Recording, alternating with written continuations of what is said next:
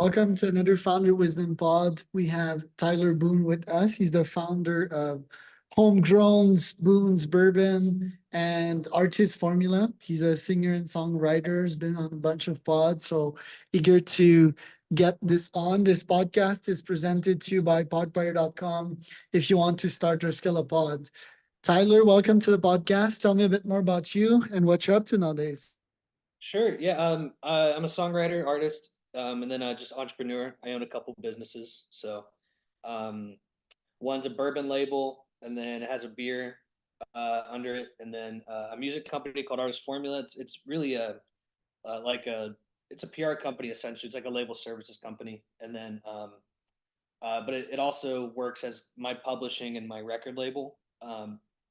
As it has distribution and publishing under it, and then then I co-own two music festivals, but they're over there. But that you don't make any money from that. You have to do it for a long time until it starts making money. But done that, and then I have a podcast too. It'll be back in June. We're building a new studio. Well, I'm using my friend's studio that he's building here, so it'll be very cool So, in how Nashville, did Tennessee. you get into music? Let's start with that. Man, just playing guitar. Listen to Blink 182. That was it when I was like 14. So, and then it just kept growing. I mean, just like any other kid in high school. You especially back then. How old are you? 30. So I'm 34, so about the same age. So, we kind of grew up when you bought CDs and you would kind of sit there and listen to them and really kind of fall in love with them. And then, then YouTube came about. Early YouTube, and just really got into it, man. And then just went to college for music, and then toured. I started touring. I was like 16. I mean, we weren't any good, but we were driving, and parents would drive me to shows, and it was a lot of fun. So just been doing it for a long time. I guess at this point, my God, if I count 16 when I started, then it means that's what is that? That's 18 years I've been playing. So so yeah. And did you live the broken artist life and decided that, yo, I need to get out of this? No, I still do music, but I started businesses alongside it because I thought it would help my music career. And then, I mean, music's always number one, but I have learned over the years of like, hey, I'm really diving into this business I'm doing, because I mean, I got to pay the bills, right? But I'm like, man, I haven't wrote a song in a while, and so now I'm kind of, I moved back to Nashville last October because I felt like I was missing that part. Because LA is beautiful. One day I'm sure I'll go back there and live there and retire possibly, or California. But yeah. And what I'm saying is, no, I'm always still doing music. But when I lived in Nashville the first time, 2015, I was a super broke college grad. I had like 6 part-time jobs, and the thing is, when you're like a musician, and it's definitely like your, you know, I guess your identity essentially, if it's part of it. A lot of people don't hire you because they're like, oh, you're playing music, you're gonna take off work all the time, and so I couldn't really get a job, and so that's why I was like, okay, maybe I could start a business, and it was the best thing I ever did. So because I could travel and I can work on the computer, and so yeah, no, so I still do the music thing, but moving back to Nashville is a big part of, hey, I want to start touring again and releasing more records, and it was last October, and then this year we got a record coming out. So I mean, everything takes time. I would say the last thing for anything, entrepreneur wise, business wise, music wise, time's the last ingredient. You can't rush it. It's got to be right. So Love it. And tell me about your ecosystem of business. You mentioned that organizing shows wasn't the most profitable thing. Is it your agency that generates cash? And then you have your other moonshots? Because I'm guessing that the bourbon one and the beer one is also tough business. yeah, you're right, man. So playing shows makes money, right? But putting on festivals does not. Like, you got to get a lot of sponsors. You got to sell tickets. Tickets does not break you even on festivals. It's liquor, like selling booze, and then sponsorships. And so I've seen a lot of festivals, including ours. It won't come back, or we got to take a break because we didn't get enough sponsorship money, and then maybe the deals weren't set up correctly. We're learning as we do it.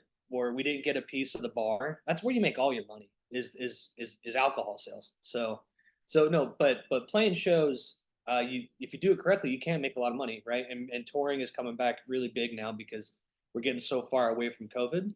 Um, but no, but artist form is how I like, you gotta if you want to be successful in anything, you gotta pay for marketing. And so like even though I have a agency, right, I still gotta pay for things.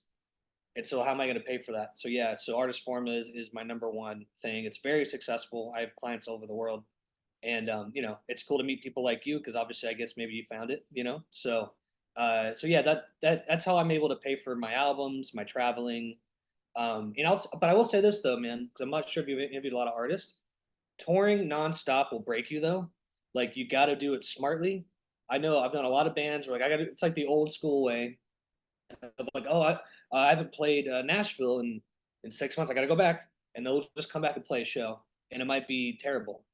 And so I did that for a long time, and I was really, really grinding, and I will say I don't think any of it was a waste of time, but I did see it wasn't going to be sustainable, and so now it's when you get to a different level. Or even now, if you're starting out, really, I mean, yeah, when you're starting out, go play as much as you can so you can get good at playing and performing and being an entertainer because you can see people when they get up there, they're nervous. So that's one piece of it. But the other piece is, maybe start just playing very strategic shows, not just to play shows for the sake of playing. So when I play now, it's like a very strategic show, and we're going to promote it.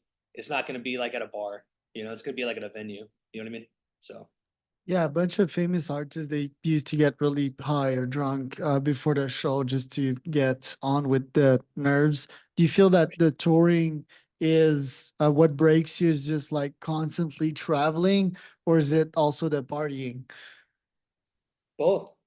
So I can for sure tell when, like, because you get excited because when you go to a town you haven't seen some friends, for them it's a party, and for you it's a party too, but it might be the 10th show on the tour, and you're like, holy shit, I don't want to drink tonight, but you do because your friends are there, and then you might drink because it might make you feel better because you might be hungover, or you're tired and you're like, all right, let's get the party going, and then the next day you're bloated, you don't look good, you're not healthy. And so you see a lot of artists they become completely sober. It's like they partied so hard for 10 years, enough for a lifetime, and they're like, I'm sober. So yeah, man, you just gotta, it's a job. And I've seen artists, I mean, I did it when I was really young, for freaking sure, dude. Like got on stage and I was wasted, and I was like, oh, I can do it. And then all of a sudden you're like, dude, I can't do this. What am I doing? And it's embarrassing, right? People can see it. And then I've seen other artists get on stage and they're just blackout drunk, and it's not good, man. It's you're there to entertain people. That's your job. You got to if people are walking away, like, dude, I had a friend, I'll leave it at this. These big shows I used to put on my birthday in Charleston, these big shows. My friend walked on stage, definitely on a pill, and he was moving like really slow. And I'm up in the green, I'm looking at him, and I was screaming because I was like, because I booked him before us to play. And so if he sucks, then people are going to leave, and then our crowd's going to be smaller. And that totally happened. And I was so pissed. But I literally saw people going, let's get out of here. Because he was just like, it was terrible. So yeah, man, you gotta be healthy. Oh And that's my for God. anything. You gotta Yeah. treat it. You gotta get up at 7 a.m. Even if it's not a desk job. You gotta get up early, and you gotta be uh what's the term I'm looking for? You just have to schedule yourself.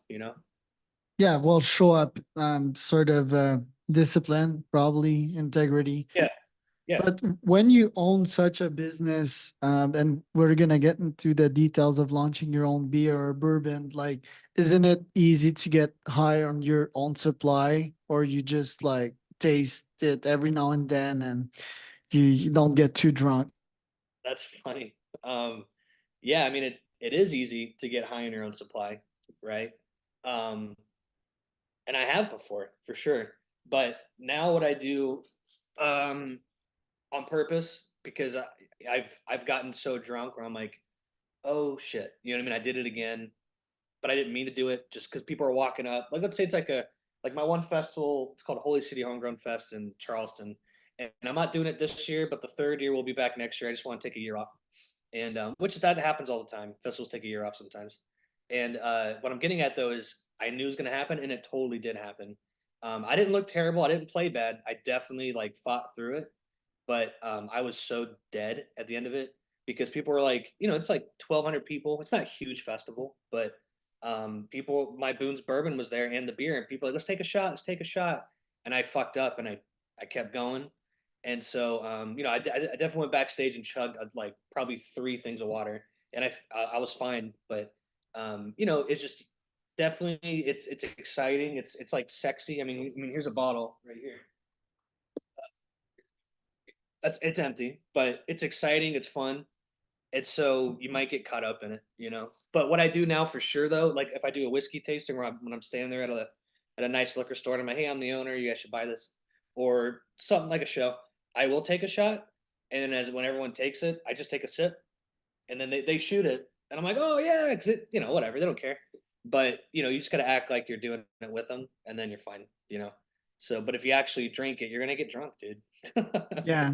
Well, I think alcohol and tobacco, if you study the history, was medicine also. I think it depends on the context and how much you take. Like me, as 25% Irish, yeah, like I do have this problem running in my family. So always we're careful. Well, I wasn't careful. I just like outgrown it through getting massively drunk for probably 5 years of my life.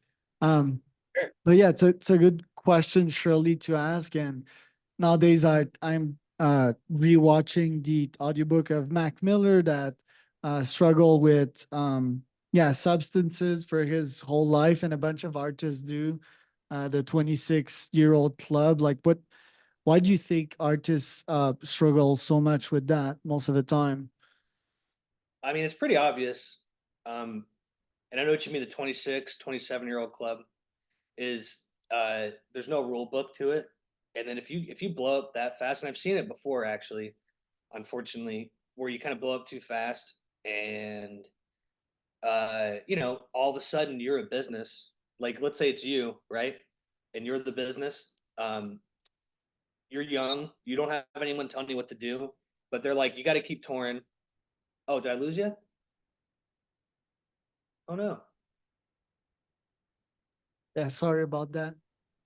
Okay. Back. Um, That's all good. I thought maybe internet or something. What I'm getting at is I think it happens a lot when at a younger age because you don't have anyone telling you what to do, and then all of a sudden now you're making the most money you ever made in your life, right? And so everything seems like a party, or there's really kind of no responsibilities, but you actually have a lot of responsibilities because it's like being a professional athlete too. Same thing. They start getting business managers because they'll go blow all their money, right? And then they're broke, right? And then also it's always a party.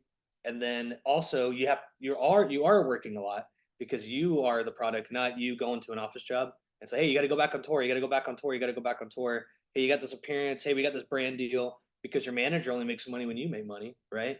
And so a lot of people turn to drugs and alcohol, right, to kind of keep the party going and rock and roll.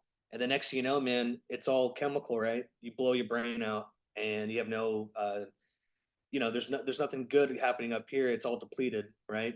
And so that's what happens a lot for sure. I mean, it happened to me for sure. I never had an addiction, but I saw myself partying too much, and I was like waking up. I'm like, dude, I'm not even making music anymore. Hey man, I got a bourbon brand and I look like an idiot. You know what I mean? So eventually I stopped, and I think like Mac Miller, what a sad story, man, because that guy was so I like him. I adore that guy. Sad. And all it was for sure, man, is what I just said. He's just hanging with the crew, and they're still partying. And then also too, your friends love you, and they're like, hey man, maybe you should slow down. No, it's all good. And next, it's one one more pill or one more whatever, and then that you overdose. You know what I mean? So it's sad.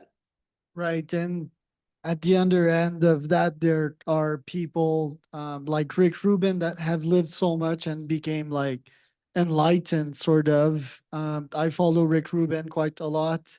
His book is a masterpiece, I do think. And yeah, the guy himself is full of wisdom. What do you have to say about Rick Rubin and his sort of system or the lack of systems to bring artists to their greatness? Um, I like Rick Rubin a lot too. Um, I think he's inspirational because the way that he kind of does it, I feel like, I mean, I'm not an expert on him, but I think the way he kind of does it, his approach is we all get so distracted like by our phones and stuff, you know? And so we kind of lose sight of what we're doing because it's all about content these days. Post, post, post, post, post, likes, likes, likes, likes, likes. And then you're like, where's my art? You know what I mean? And so he kind of comes in where he's like, hey, let's like pull the curtains down and then let's get back to the song, you know. And also too, a lot of people, because I've worked with so many artists. I'm an artist too, and I definitely fall into it, but I think I'm a little bit more versed where I don't fall into it too often. Is you release a song as an artist, you're so excited because it's your new one, and even though the songs before might be bangers, right? And so you drop the song, and then if nothing, because it's all about viral now, everyone wants it to go viral, right? And most stuff does not go viral, right? It's a long burn. And what I'm getting at is they drop a song and they're like, oh my god, I'm terrible, you know.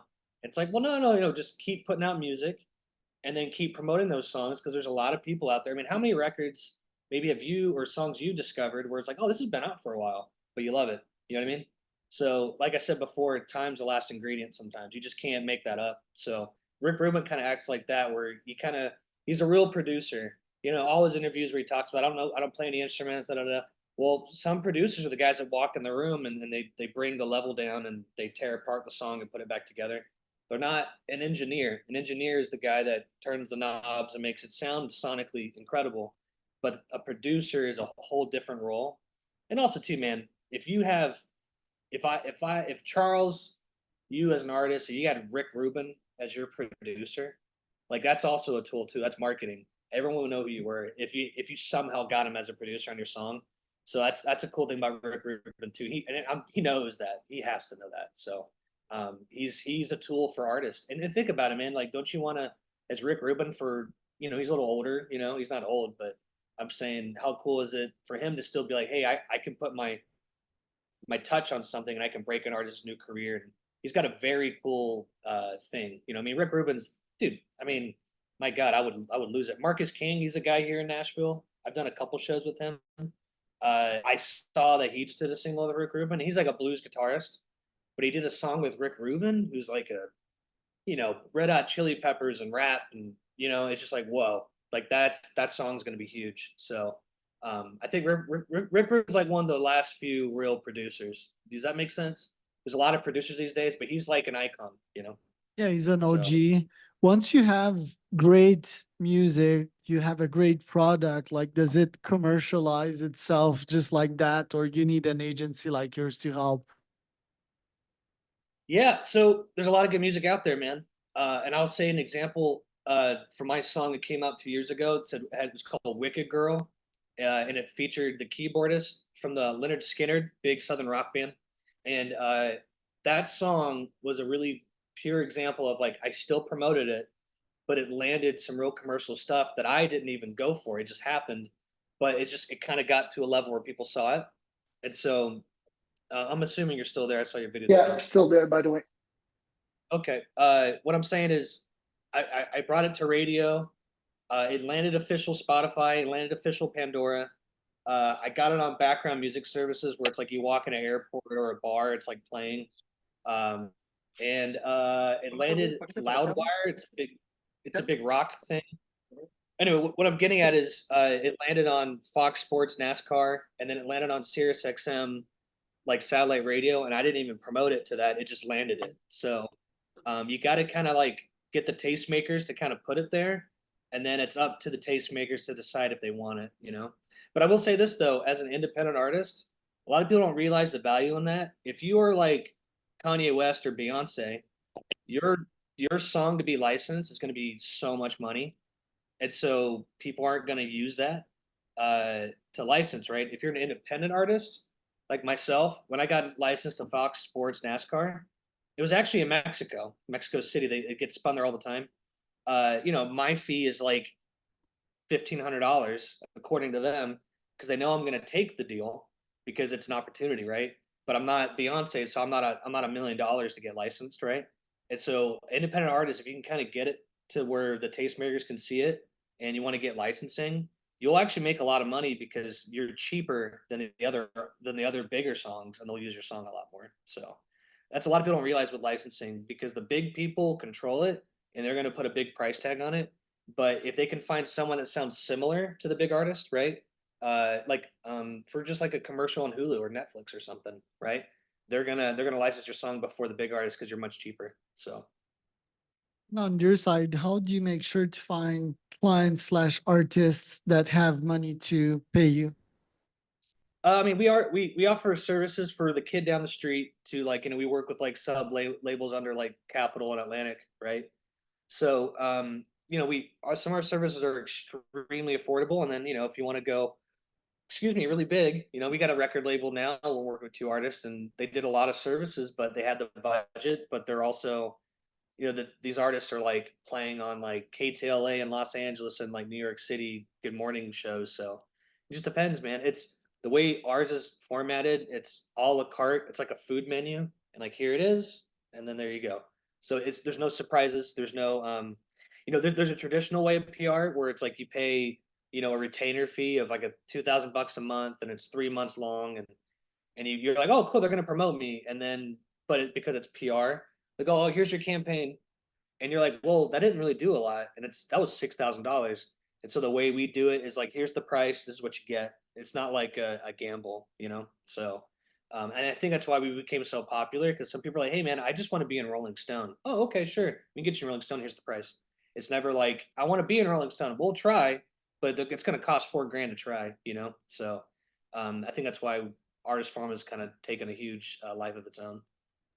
And what do you think when platforms like Apple Music unlist some folks' music like Kanye's?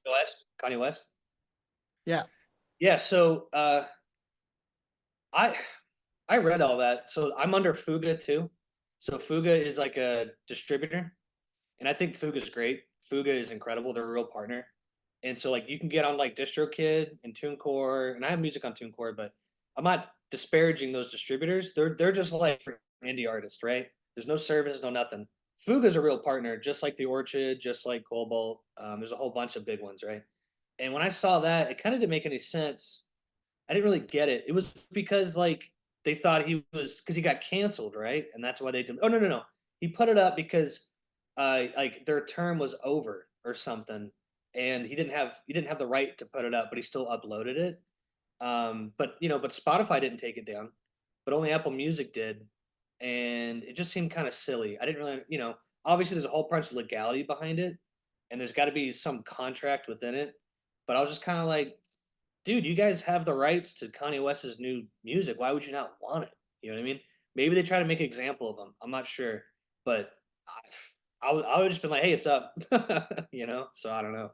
I mean, do you have any thoughts on that? Well, I think Kanye's like, yeah, a wrecking ball. He's out of control. Um, Sure. and sadly, in today's society, you sort of need to control how people think, in my opinion, because people are out of control too, and they're really influenceable. And yeah, when they follow some tracks that may promote hate or some movement that may destroy society, that's Apple's thinking. It's also Apple's brand. They don't want to associate themselves with anti-Semitic comments. So Sure. I think there's some of that there. But yeah, art is. I'm also like very much a proponent of freedom of speech, which might seem contradictory, but yeah, I think it should be out there, especially when it's art. Yeah, it should be like they should have the freedom to publish on whatever platform and yeah, get the audience that they want. Um, Now I do think that yeah, these platforms and especially Apple, it may hurt their brand to do that because they're pretty much known to always like bully people around, whether it's like new apps that are launched on the App Store and Apple taking like literally 30% of their revenue. So yeah, it's a hot topic for sure. On your side, what are your top goals for this year? I mean, there's 3 quarters left to the year, so what are you aiming for? Well, I would say I agree with you too on the Apple thing. Um, we live in a we live in a climate now where people are still trying to cancel people, but I think a lot of people are getting really tired of it. And so I think when he got ripped off Apple, I mean, I think it's back on, but I don't know, I haven't looked, but um, I think people will eventually just kind of roll their eyes a little bit. Oh, someone got canceled again.